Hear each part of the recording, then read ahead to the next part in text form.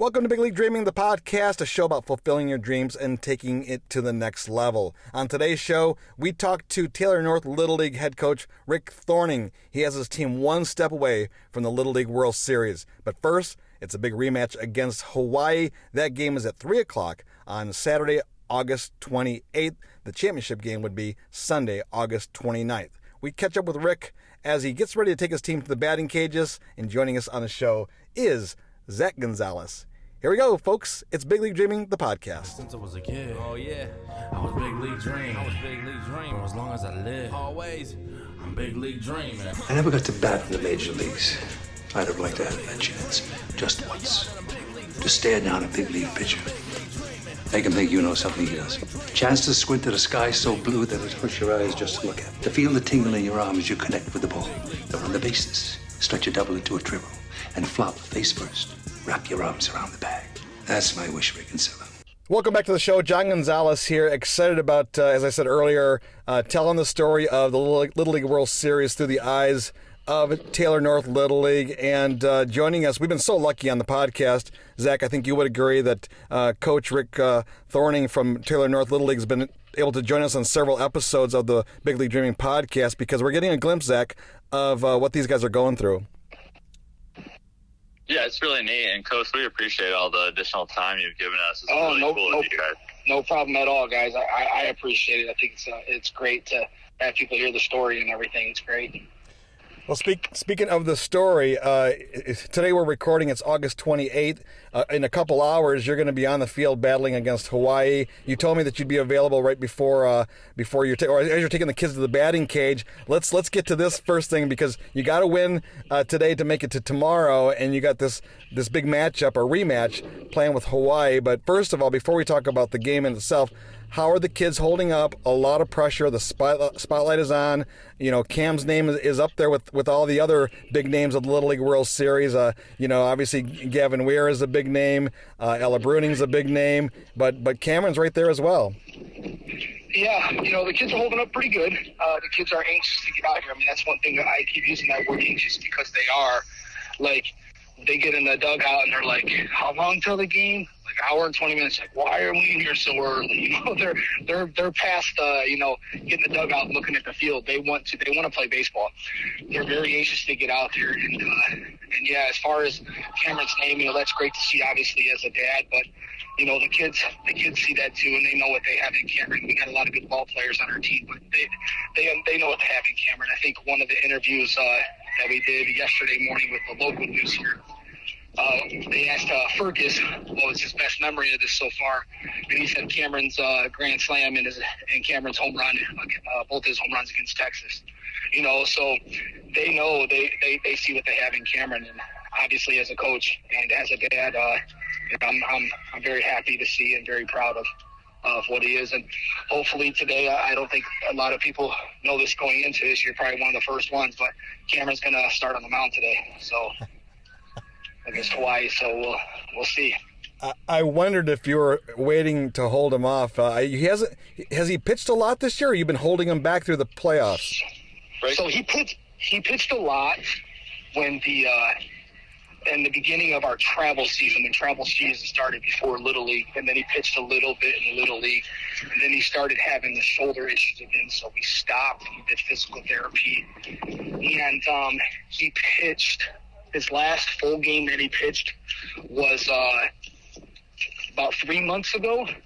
This last full game that he pitched against a really highly competitive travel baseball team. They're really, really good, and he threw a gym. He threw 3 or 4 straight gyms in a row against 3 or 4 like really top-notch baseball teams. And then it just had the following week, he just said his shoulder didn't feel too. Thank you. His shoulder didn't feel too great, so I backed him off.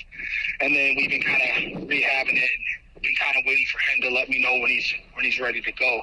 So he threw 20 pitches in the state tournament in 1 inning to kind of gauge him, and he looked pretty good. Didn't want to chance anything, and with our pitching depth that we have, we didn't have to. And then obviously he came to the World Series. He's faced 8 batters, struck out 6, and unfortunately hit the other 2, but that's not usually his forte as far as hitting people. So he feels good, and it's all on him. When I say to him, like, I want 100%. Do you want the ball? Yes or no? And he says yes. Thank you, buddy. Appreciate it. Kind of walking through the crowd right now, trying to get down to the cages. So, so he's ready to go. And then, the thing with Cameron, and we know that if Cameron pitches the way he knows how to pitch, I mean, he's right up there with Gavin where he truly is. But it's about the time, and we'll gauge him and when he gets going. If he's on, he's on. So it'll be fun if he is. Zach, as a pitching coach yourself and as someone that's pitched his whole life, what questions do you have for Coach regarding, bringing back a pitcher who obviously, has been off for a little bit, and what those challenges might be?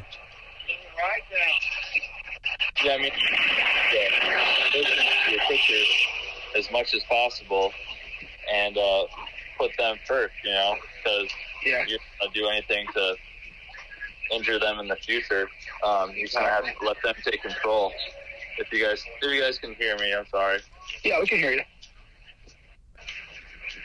Yeah, I would just think you kind of really have to let them listen to their bodies and go from there, because you don't want to push them to the point where, you could risk something down the road. Oh, yeah, exactly. I agree with that. And throughout all of this time that he hasn't pitched in games, he has thrown bullpens throughout the week. So he does throw 25, 35-pitch bullpens. He does catch, so we do get his arm amped up and ready to catch from behind the plate. So we do prepare him. Our only concern, obviously, is the amount of pitches. How will he feel when he reaches 50? How will he feel when he reaches 60? That's kind of where we'll have to gauge him. And like I said, it's all on him. If there's any doubt in his mind, he'll tell me. Coach, will the plan be to go to Ethan Van Bell, who's been, clearly one of your top pitcher, in this tournament? Will you go to him next? Probably not. Kind of got a plan here with Cameron. I think with Furcus, Ethan obviously has been a top-notch guy, and after talking with Coach Guido and watching a bunch of film, it appears to us that Hawaii is a really good curveball hitting team, and Ethan obviously throws with great velocity, but he also has a great curveball. And I think if they're expecting that curveball from Ethan, I think they'll sit on it a little more. Cameron throws more of a hard slider that breaks pretty good and with his fastball, and I think we'll end up going to Furcus and having Van Bell for tomorrow. Now that's not us looking into tomorrow by any means. Obviously we're playing Hawaii, but I think, and Coach Guido thinks, that's probably our best option to win this game. Not that Ethan can't do it. If we need to go to Ethan at some point today in a situation where we feel we have to, then we will. But we got to also abide by the catching rules and the pitching rules, because Ethan is going to be behind the plate for us. And our third catcher is Furcus. So we have to be careful on how long we keep Ethan behind the plate. And if we do put him in for the fourth inning or on, he's not allowed to pitch that game. So once we commit to that in the fourth inning, if Cameron's rolling, then we have to make that decision on who we're going to go to next if Cameron can't finish it off. Well, Coach, I think Zach and I could talk baseball strategy with you for hours, because we love this stuff. But this podcast is Big League Dreaming, the podcast about fulfilling your dreams and taking it to the next level.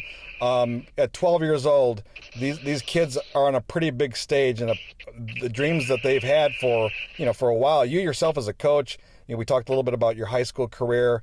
But you were at the Junior League World Series a couple years ago with your son Andrew. So you've been at this for a while. Can you put it into perspective of just how big of a stage this is? I mean, lights are everywhere. You're doing interviews. You're on ESPN. If you make it to Sunday, you're on ABC. I mean, how can you put this all together for us to understand what you're going through? That's a great question, because it is very hard to do that at times, and we just try to sit there and we try to make these kids kind of forget about it, even though it's very hard, because once you get on the field, it's not that easy to forget about it. So we just kind of go in there and keep the situation. Hey, thank you guys, appreciate it. Thank you. And we just kind of keep the mood nice and easy and joke with these guys, and then we talk about stuff. And like, even when we watch the game, we kind of joke about things about the game, like, man, why'd you do that? And just kind of So it's not as serious. When we watch the game with these kids, we don't want to be coaches that are like, you can't do that. That's unacceptable. You're on TV. You know, we don't take that approach to it because that's what they fear. They fear making mistakes on TV. They fear looking silly on TV. You know, they fear their zipper being down on TV. You know, that's the kind of things that these kids are fearing right there. I don't think it's the fear of losing a game. It's just they don't want to make mistakes. They don't want to be on TikTok making mistakes. Unfortunately, that's kind of the way things are nowadays with social media. Like, everything gets out there, you know. Yeah, I know what you mean. But speaking of everything getting out there, Zach, I don't know if you saw this, but Coach Thorning made one, and you, Zach, being a coach as well, having coached third base like me for so many years, Coach Thorning, you made one of the most incredible catches as a third base coach the other day on a line drive. Yeah, you know what's funny about that is we always joke around about, you know, the coaches, like if a ball gets by a coach, obviously you get booed. I think I actually got booed earlier in the game on a ground ball. You did. That went by me. Yeah, and they booed me, and you're like, oh, dude, like they really booed me right now. So when that ball came that way, like, I had to catch that ball. If that ball would have hit my hand and bounced away, I might have just left.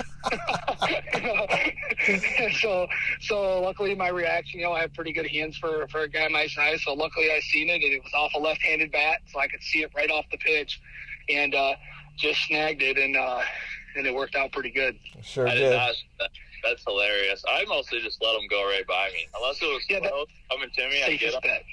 Safest bet, you're right. I just let it go right by and just tell the hitter, like, hey, reset, here we go, like kind of that thing. Exactly. Ignore that it even went by you.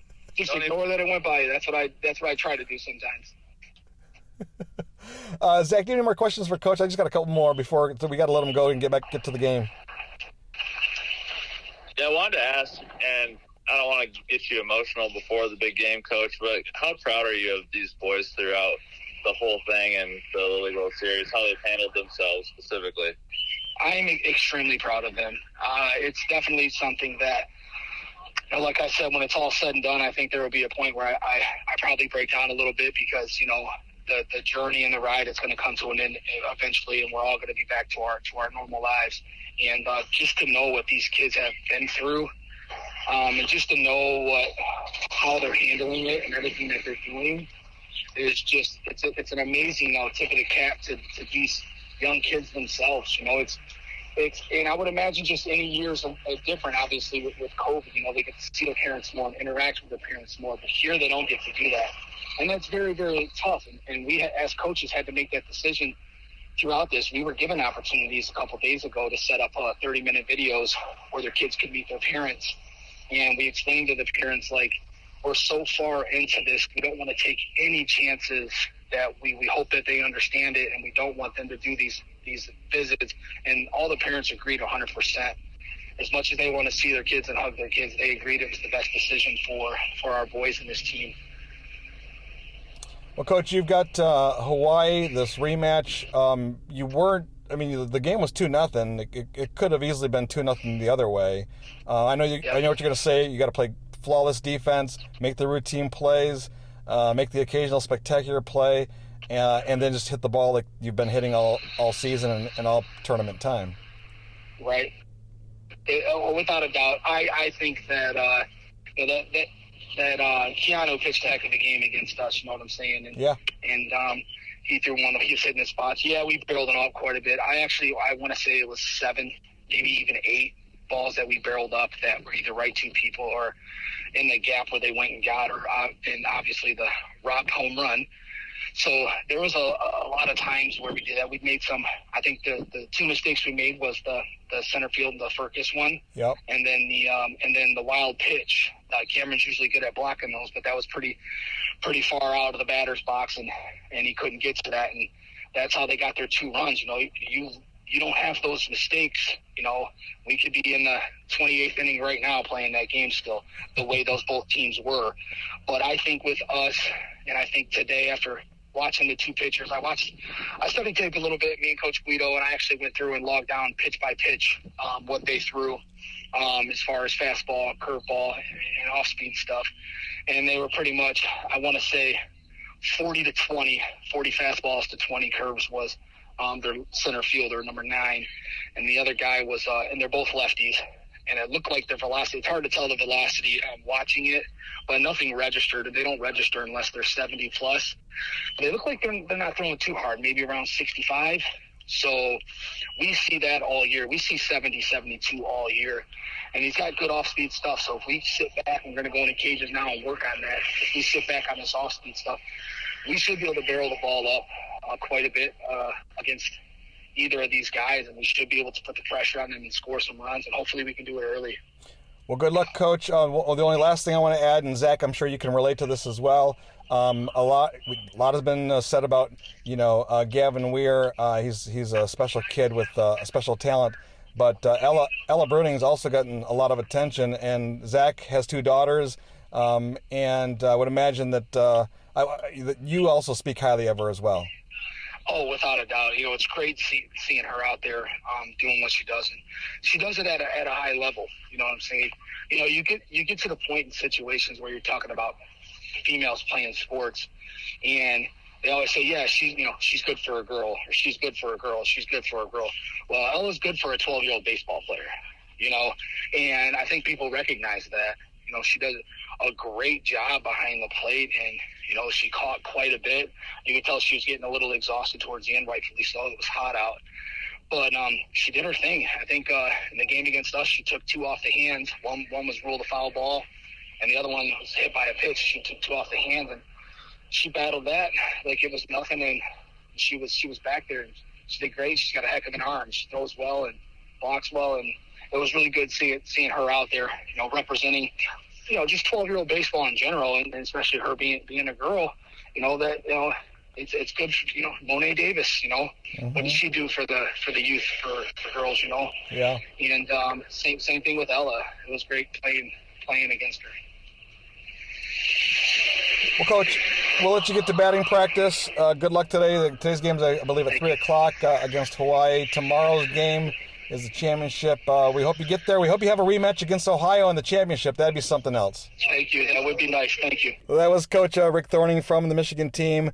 Taylor North Little League battling it out in today's big rematch against Hawaii. Winner will go to the championship game on Sunday. Zach, it's always good to talk to him, and like you said earlier in the podcast, thanking him for his time, because they've been so gracious on calling us almost every day. Yeah, it's been really cool. I'm sure he's had a lot of requests for interviews from TV and other places. So for him to take the time for us on the podcast, really neat.